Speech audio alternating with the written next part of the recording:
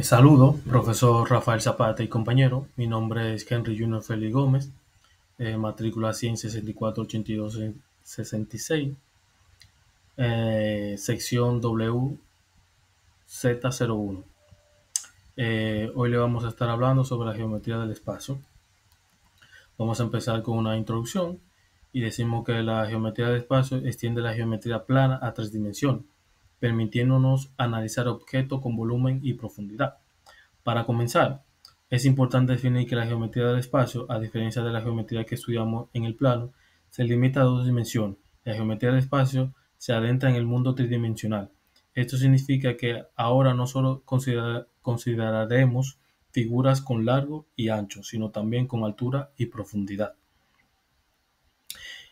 Eh, Vamos a hablar sobre la importancia de la geometría en este caso.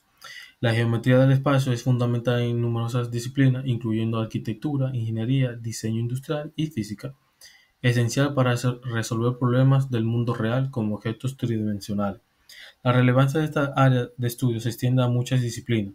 En arquitectura, por ejemplo, es crucial para el diseño de edificios y estructuras, asegurando su estabilidad y funcionabilidad. En ingeniería se aplica para calcular resistencias y volúmenes y fuerzas que actúan sobre los objetos. En el diseño industrial se utiliza para modelar productos y optimizar su forma. Incluso en física es esencial para describir movimientos de los cuerpos y sus interacciones en el espacio tridimensional. Ahora vamos a hablar sobre los puntos, rectas y planos. Punto: ubicación sin dimensiones. Recta: sucesión infinita de puntos en una dirección. Plano: superficie plana que se extiende indefinidamente. Aquí tenemos unas imágenes para comprender un poco esto mejor. Ahora revisaremos los componentes fundamentales de la geometría del espacio. Un punto es simplemente la ubicación, una posición en el espacio, y no tiene dimensiones. Una recta, por otro lado, es una colección infinita de puntos que se extiende en una misma dirección. Finalmente, un plano es una superficie plana que se extiende sin límite en todas las direcciones. Estos tres elementos son bloques de construcción con los que se forman todas las demás figuras del espacio. Ahora vamos a hablar sobre la determinación de un plano. Un plano queda determinado por tres puntos no colineales, una recta y un punto exterior, dos rectas que se intersecan, que quiere decir que se cruzan, y dos rectas paralelas, como tenemos aquí en, en estas imágenes. Es importante cómo se define un plano. Un plano puede ser definido por puntos que no estén en la misma línea, por una recta y un punto que no esté en esa recta, por dos rectas que se cruzan en un punto o por dos rectas paralelas entre sí. Cada una de estas condiciones establece una única superficie plana en el espacio.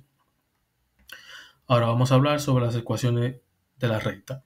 Una ecuación vectorial R igual a R sub O más TB.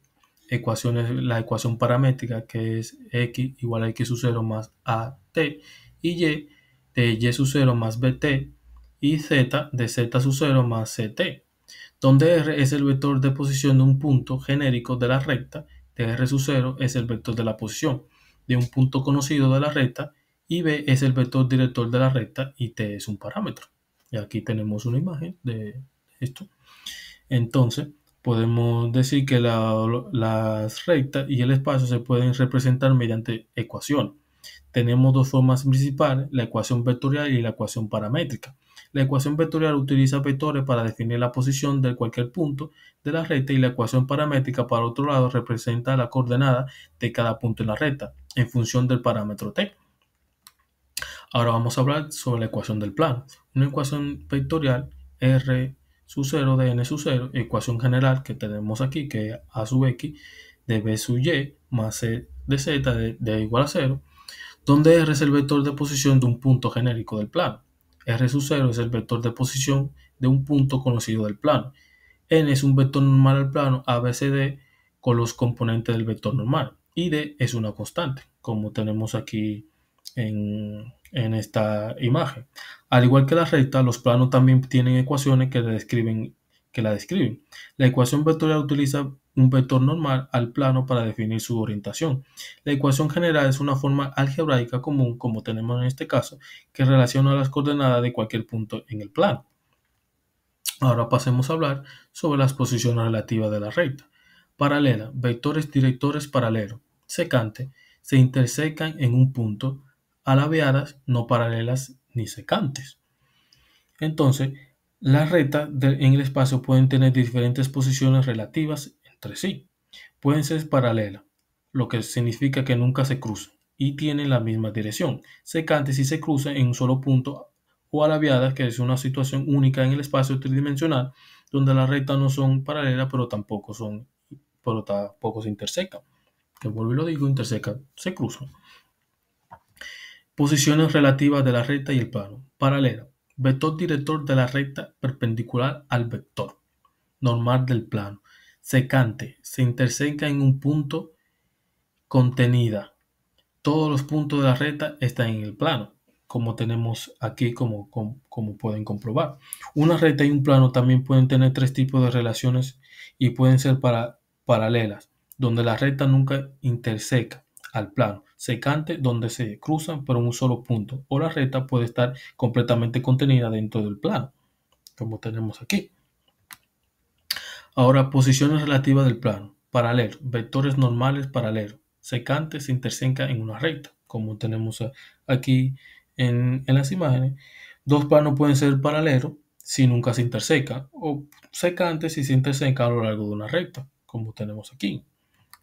Ahora tenemos un ejemplo práctico que he planteado, que es un problema común de arquitectura para verificar la altura de un techo, que es una imagen que aquí tenemos para diseñar un edificio. Ya se puede hacer lo que sea, un edificio o lo que sea, whatever. En esta diapositiva vamos a plantear un problema común de arquitectura para determinar la distancia de un punto en el espacio, como un punto en el techo del edificio en este caso, o puede ser el edificio o lo que sea, o un plano como el suelo.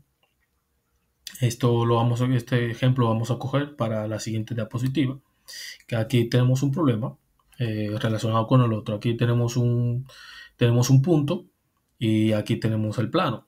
Entonces esta es la ecuación que vamos a utilizar.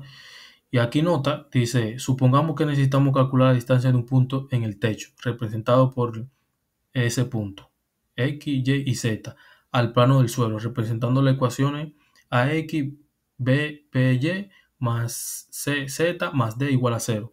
La fórmula que nos permite calcular esta distancia es la que se muestra en la pantalla, o sea, esta es la que vamos a utilizar.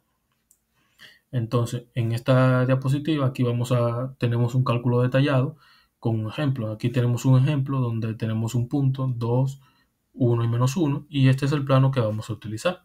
Entonces, sustituimos los valores en la fórmula y obtenemos esto, que una vez sustituido, realizamos las operaciones y vemos que al final no es negativo, pero se pone en valor absoluto. Y una vez puesto en valor absoluto, tenemos que el resultado de esa distancia es 2 entre raíz cuadrada de 14. Para finalizar, aquí tenemos una conclusión que hemos explorado los conceptos fundamentales de la geometría del espacio, desde los elementos básicos como puntos, rectas y planos, hasta su posición relativa.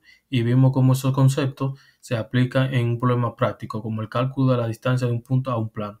La geometría del espacio es una herramienta indispensable para comprender y resolver problemas en el mundo tridimensional. Se le agradezco su atención. Muchas gracias.